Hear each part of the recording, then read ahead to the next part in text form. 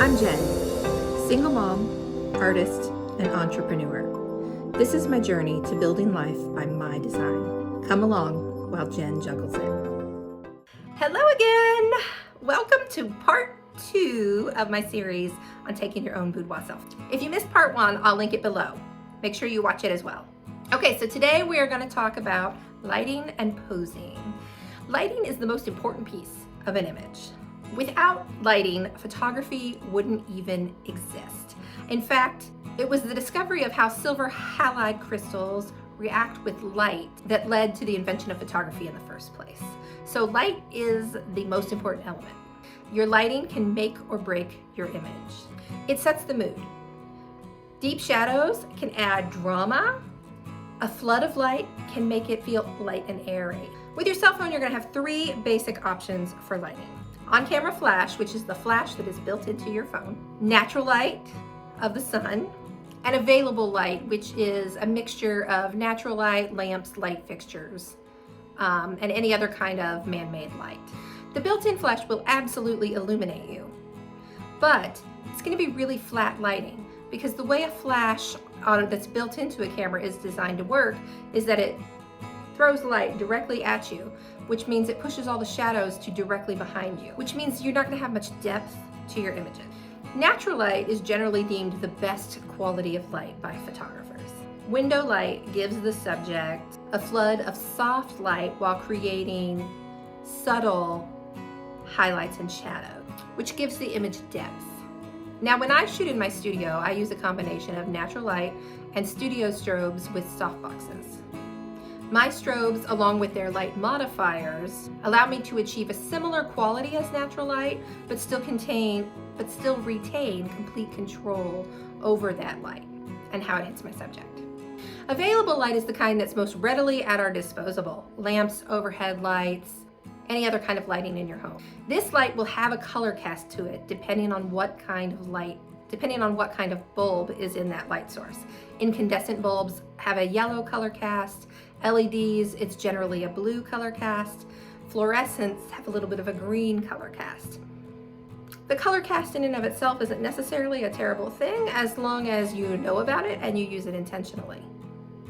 However, if you mix multiple light sources, so natural light, which has a little bit of a blue cast to it as well, with incandescent light, which has a yellow light to it, you're gonna get some weird colorations and some weirdness in that image. On the same token, if you're using all incandescent or LED or fluorescent light, and it happens to be dark outside, you're gonna need a lot of that light in order to make a decent image, because really low lighting situations are gonna cause a lot of noise in your image, which is digital artifacts that happen when light is low. Now, all 3 of those options are viable options. We are gonna assume that you're gonna be working primarily with natural light or window light for the purposes of this little how-to tutorial. So once we're ready to take our images, how on earth do we pose? If you've ever stood in front of the mirror, straightforward, squared to it, and we all know you have, it's not the most flattering look for us, right? Straight-on views rarely are. So let's talk about what is flattering. There's a simple rule that's going to apply across the board, and that is, if it is made to bend, bend it. So let's talk about standing poses for starters. Instead of standing straight on to the camera, I'm going to have you turn your body slightly to one side, pop out a hip, bend a leg and an arm, and anything else that makes sense. You can also turn all the way to one side, but instead of standing straight up and down, you're going to put all your weight on one foot, arch your back, bend your limbs, and you can see the difference in these images that I've just shown you. If you're laying on your stomach, you're going to keep one leg straight and bend the other one to one side. Arch your back to accentuate your curves and extend your neck up instead of it being scrunched down. You can also, as an alternative, bring one hand up to rest your head on. But instead of putting all your weight down on that arm, you're going to be careful not to put any actual pressure on your hand, or you'll make you'll make your face all squishy. So all that's great, right? But where the heck should my phone be?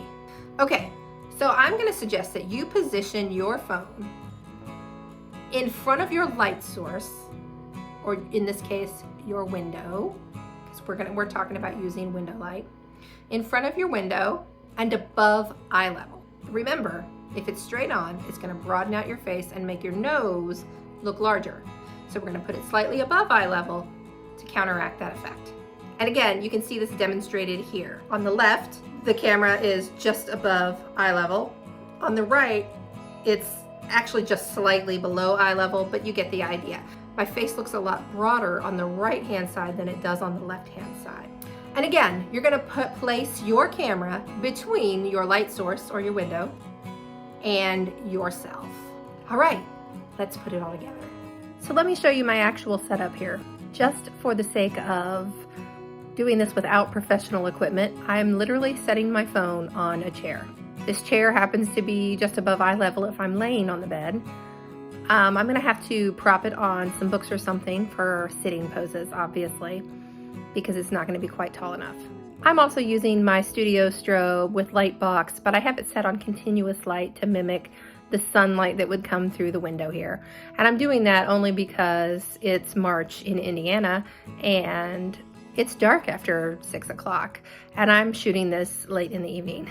So for practicality's sake, I'm using artificial lighting, but I'm not using it the way that I would use it when I shoot clients, because I'm not using it as a strobe. I'm just using it as a constant light like the sun would be.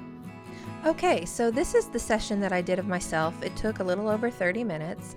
As you can see, there's a lot of misses where the camera doesn't have me fully in the frame. This is unfortunately a side effect of using that self-timer where you have to put yourself into position. There's also a lot of facial expressions that aren't ideal. And, you know, just a lot of the framing isn't perfect, and it's not going to be on a selfie because you're just really kind of flying by the seat of your pants to try to get what you want. It is exhausting doing all that running back and forth, as you will, I'm sure, learn yourself.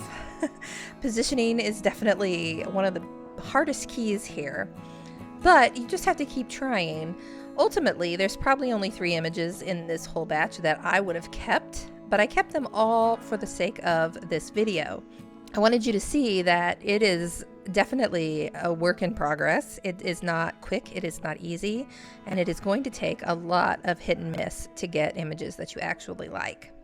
But it's important for you to understand that going in. There's a big difference when someone is photographing you because they can see the whole image and they can frame it correctly and they can put things where they want them and they can adjust your posing. So when you're working with a professional, they get much, much better results in much less time than what it takes to do this for yourself. It is possible, though, to get a couple of really great shots with a lot of trial and error.